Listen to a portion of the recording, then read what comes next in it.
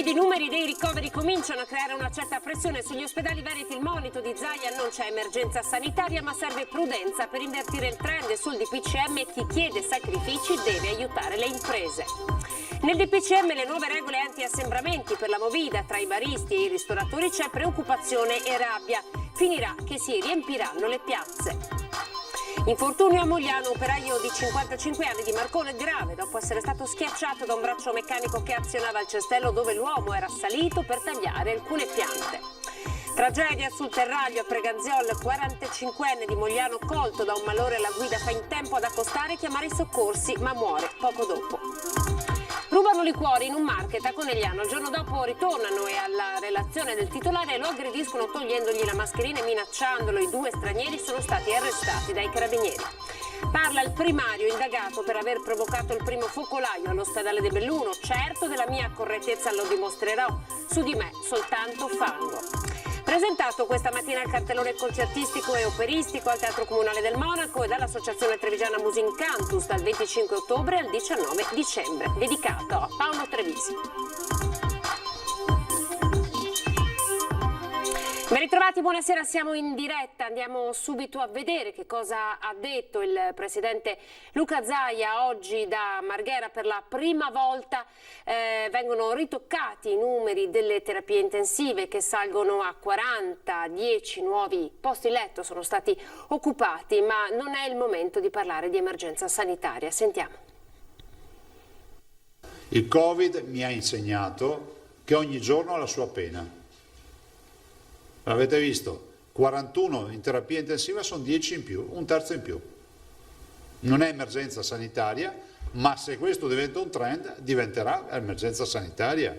Così il presidente del Veneto all'aggiornamento sui dati dell'epidemia. Attenzione massima alla curva dei contagi perché la pressione sugli ospedali comincia a farsi sentire con 362 ricoverati e 41 in terapia intensiva. 41 non sono un problema gestionale in questo momento, non sono un problema gestionale. Noi abbiamo 464 terapie intensive, le possiamo portare tranquillamente a 1 migliaio. Tranquillamente vuol dire paralizzare tutta la sanità, ma le possiamo portare a 1 migliaio per salvare la vita a 1000 persone.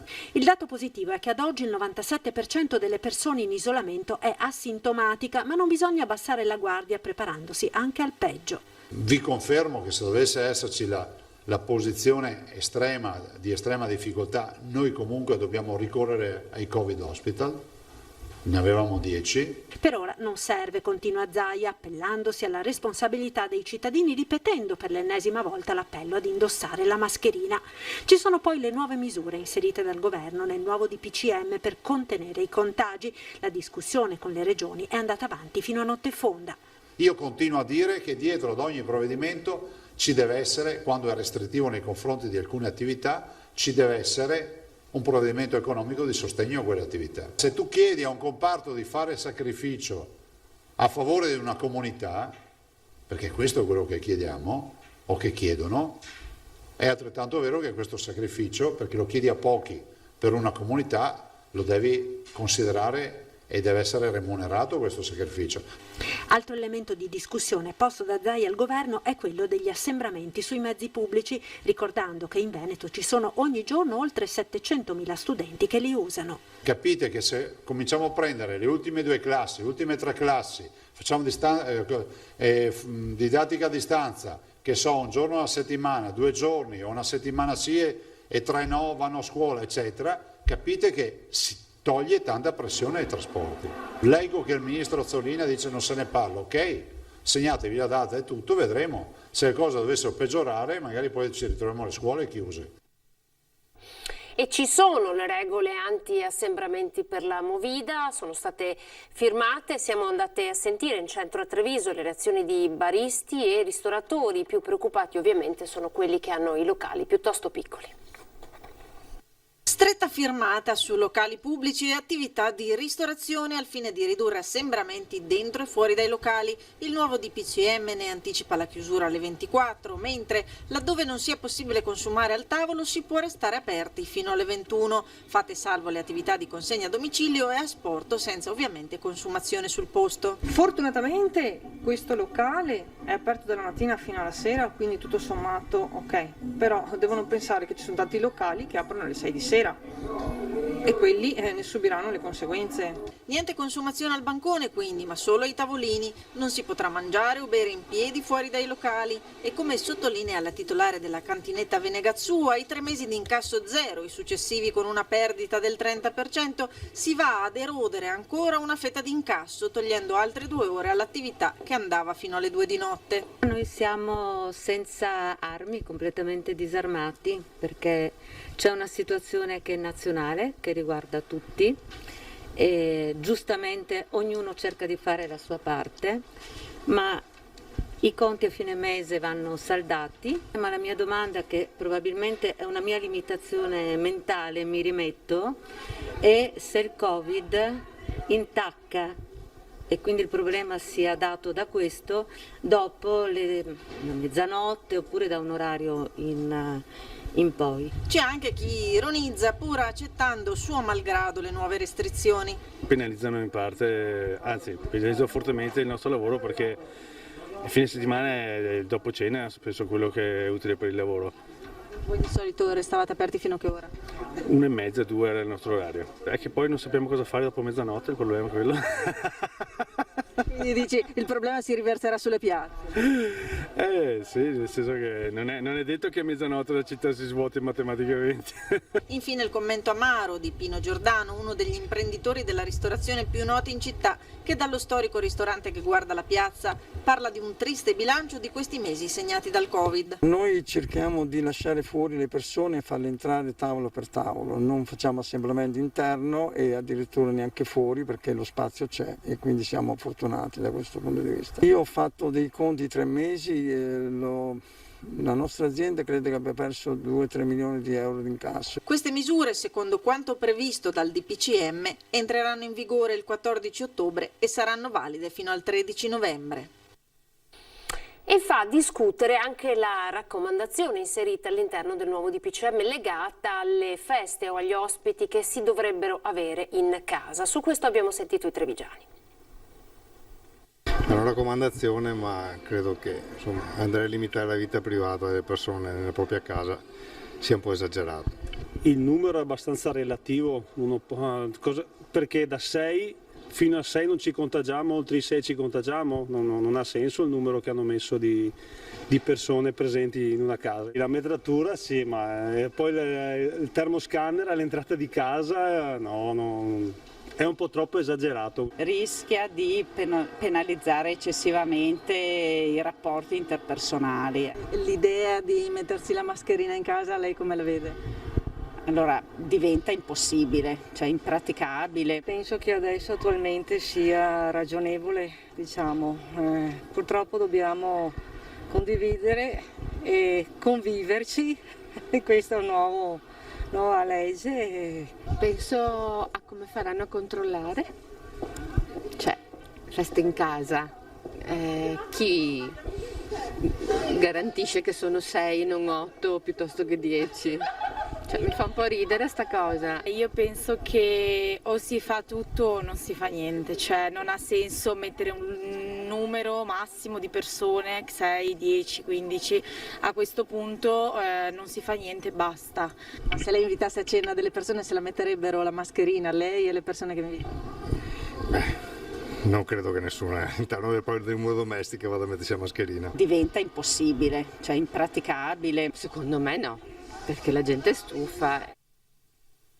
A questo tema è dedicato il sondaggio che vi abbiamo lanciato nella giornata di oggi e i cui esiti vi racconteremo nel corso della puntata dei Ring, come sempre a partire dalle 21:15. Massimo 6 persone per le cene in casa. È giusto? Per il sì dovete comporre lo 0422 16 26 691, per il no lo 0422 16 26 690. Vi ricordiamo che la chiamata è completamente gratuita. Se chiamate e sentite occupato, il vostro voto è stato comunque registrato.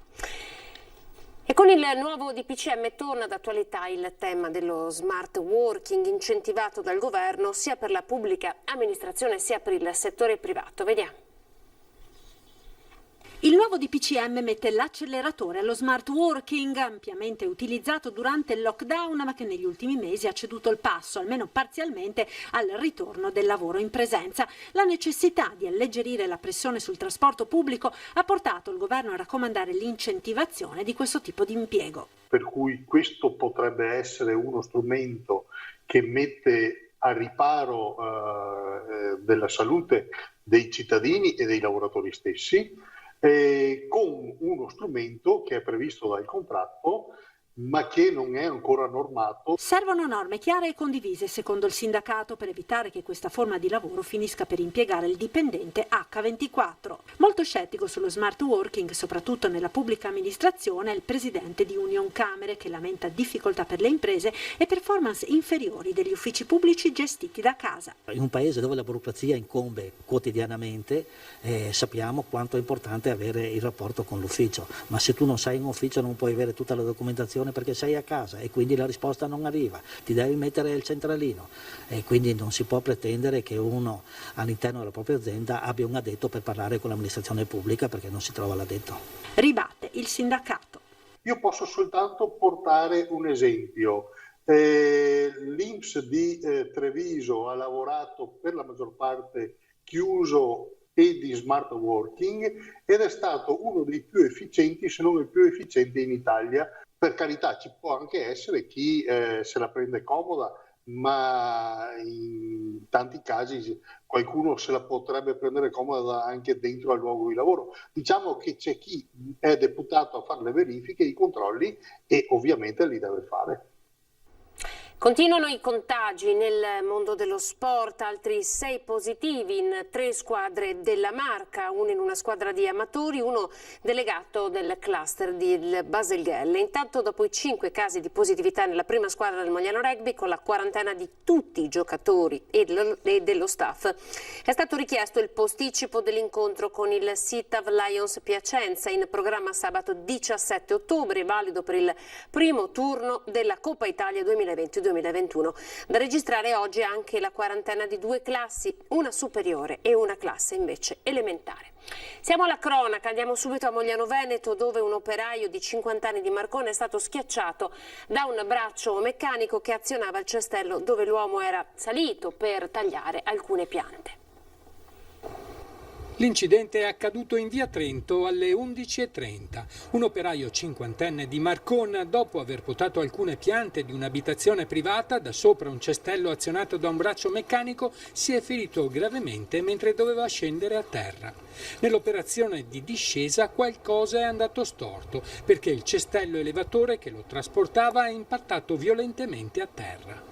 Un colpo talmente violento da spezzare in 2 il braccio di 8 centimetri che sostiene il cesto.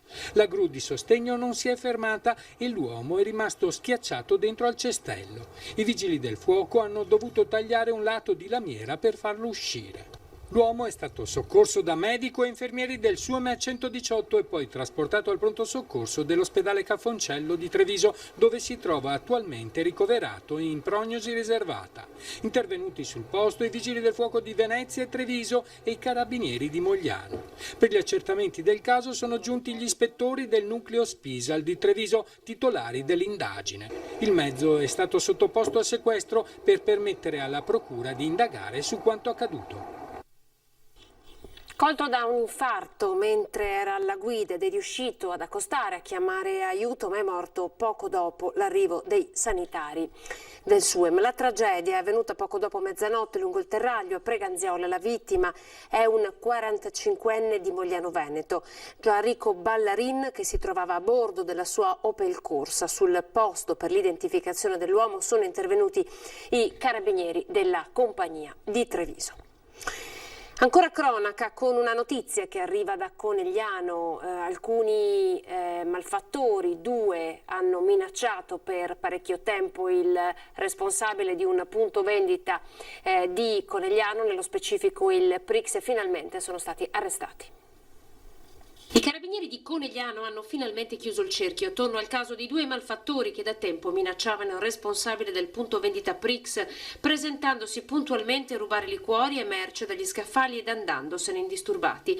Il caso più eclatante risale al 27 giugno scorso, quando i due, un 37enne di origini sudanesi e un 22enne ghanese, dopo essere stati scoperti dal responsabile del punto vendita e intimati a non tornare più, gli avevano sfilato la mascherina di dosso minacciandolo: "Ti abbiamo riconosciuto e se ci denunci ti pestiamo".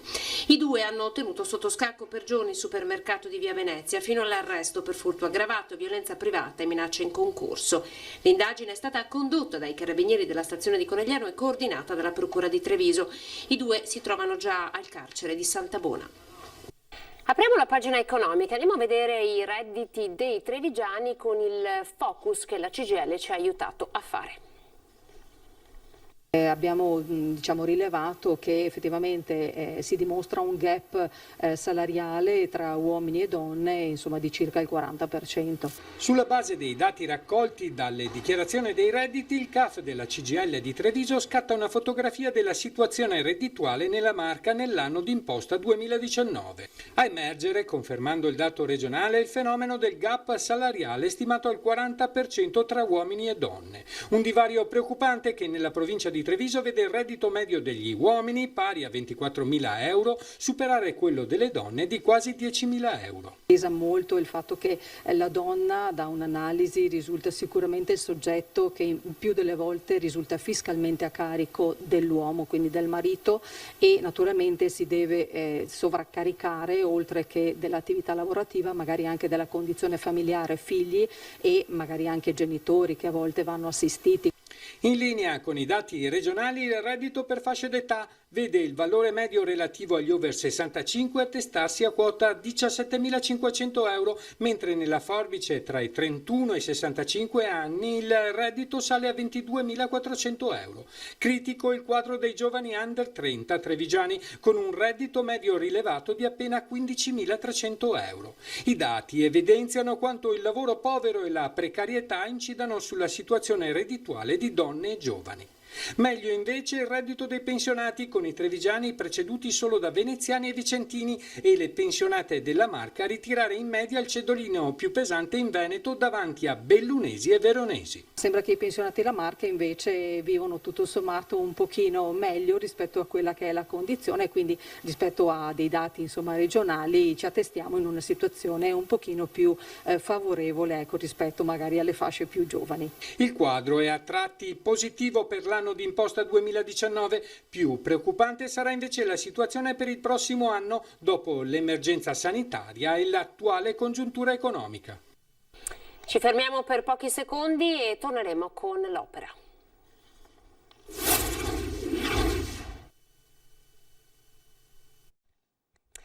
Eccoci ben ritrovati. L'opera al tempo del Covid. Questa mattina a Palazzo Rinaldi è stato presentato il cartellone concertistico e operistico al Teatro Comunale. Andiamo a vedere.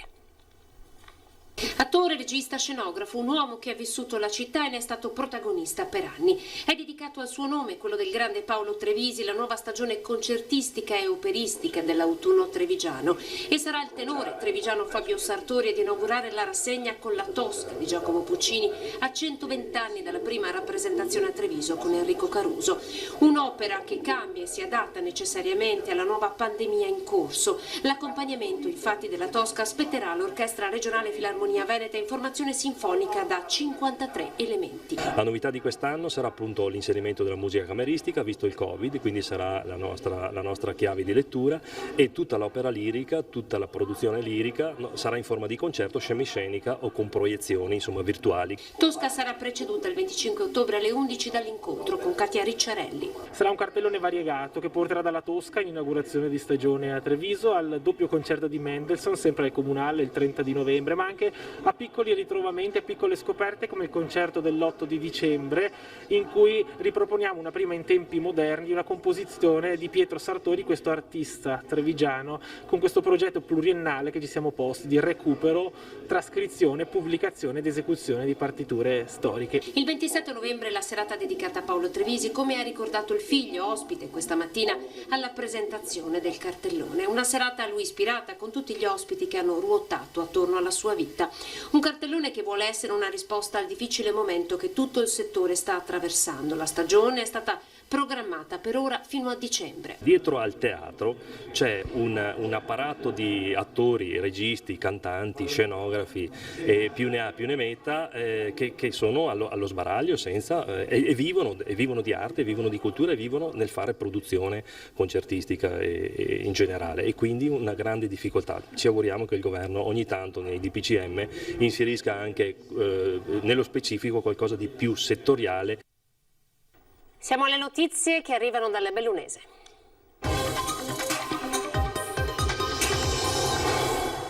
In apertura il caso del dottor Bianchini, la procura ha aperto un'inchiesta per epidemia colposa aggravata a suo carico, colpevole pare di aver lavorato in ospedale nonostante fosse positivo al coronavirus. Noi siamo riusciti a raggiungerlo al telefono. Io so come sono andate le cose, abbiamo le nostre carte in mano che non sono mai state sentite e confido nella giustizia. Io sono certo di poter dimostrare assolutamente la mia innocenza, la mia buona fede, il rispetto delle regole. Roberto Bianchini, primario di otorinolaringoiatria al San Martino di Belluno, ci risponde al telefono prima di entrare in sala operatoria, ma vuole fare chiarezza con fermezza sui contorni dell'inchiesta per epidemia colposa aggravata che lo vede protagonista.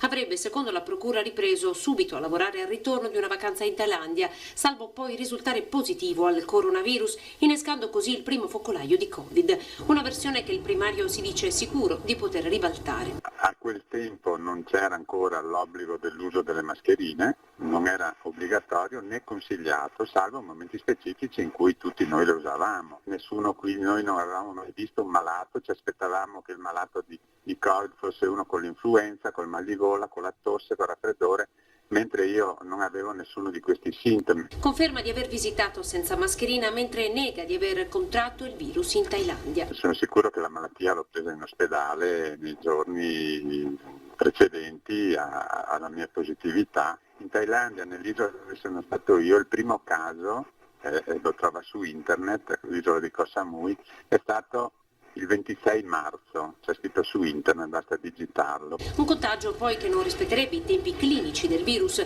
La sua positività è emersa con tampone dopo 2 settimane dal ritorno dall'isola di Koh Samui. La procura aveva chiesto per Bianchini anche la sospensione della professione per 3 mesi, richiesta però respinta dal GIP e rigettata anche dal giudice in corte d'appello. Sono stato vittima di un'ondata così, che definirei così un'ondata di fango sulla mia persona. L'Unsuno da parte sua preferisce ad oggi non commentare la vicenda, ma ha assicurato la piena disponibilità agli inquirenti mettendo a disposizione gli atti e la documentazione che saranno necessari. E sulle nuove direttive del DPCM c'è preoccupazione anche nel Bellunese. Abbiamo sentito gestori di bar e ristoranti.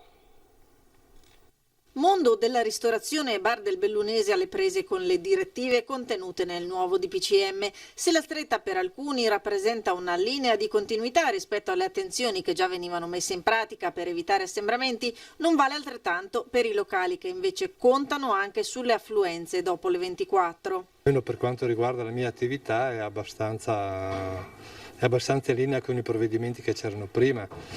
L'unica cosa è la chiusura a mezzanotte, ma bene o male per me non è un problema.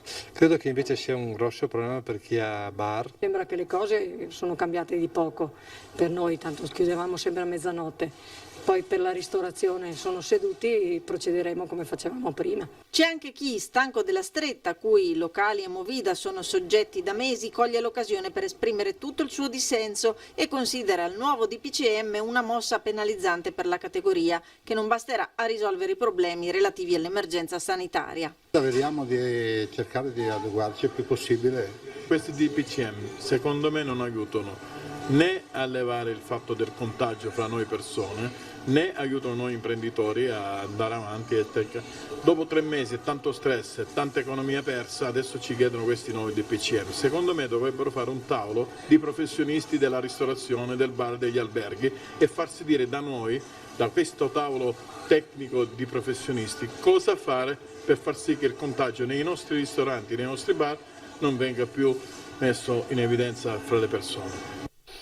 Ad un mese esatto dall'inizio della scuola facciamo il punto della situazione con un'intervista esclusiva con il dirigente dell'ufficio scolastico regionale, la dottoressa Carmela Palumbo. Se avete domande o segnalazioni potete inviarle fin da ora al numero WhatsApp che vedete in questo momento in sovraimpressione 351 17 55 340. L'appuntamento da non perdere domani sera alle 21:15 su Antenna 3.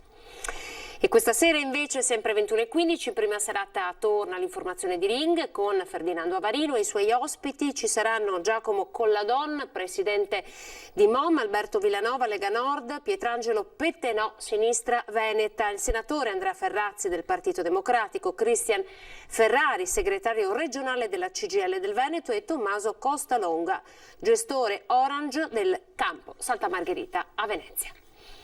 È tutto, grazie per essere stati in nostra compagnia, ci salutiamo come sempre andando a vedere le previsioni del tempo. Arrivederci.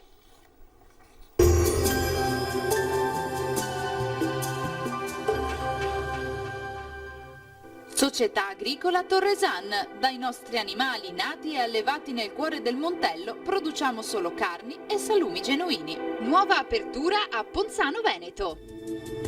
Benvenuti al meteo. Nuovo impulso perturbato sull'Italia, ma nella giornata di mercoledì 14 ottobre il tempo si mantiene in genere buono al nord-est. Nel dettaglio sul Veneto sarà per lo più soleggiato, il cielo si presenterà poco o parzialmente nuvoloso, con tendenza però ad aumento della nuvolosità verso sera. In nottata avremo locali precipitazioni sulle zone centro-settentrionali e su quelle più meridionali della nostra regione. Temperature minime tra 3 e 8 gradi, valori massimi compresi invece tra i 13 e i 16 gradi. Ci spostiamo ora sul Friuli Venezia Giulia, anche qui sarà una bella giornata di sole dappertutto, qualche addensamento ci sarà, ma del tutto innocuo. Temperature minime fino a 9 gradi, massime sui 14-16 gradi. Infine uno sguardo alla situazione del Trentino Alto Adige, dove non cambia lo scenario, sarà ampiamente soleggiato salvo per qualche nube in più a partire dal pomeriggio sui settori di confine. Temperature minime sui 3 gradi, massime invece fino ai 14 all'incirca. Dal meteo per ora è tutto, vi auguro un buon proseguimento in compagnia di Antenna 3. Arrivederci.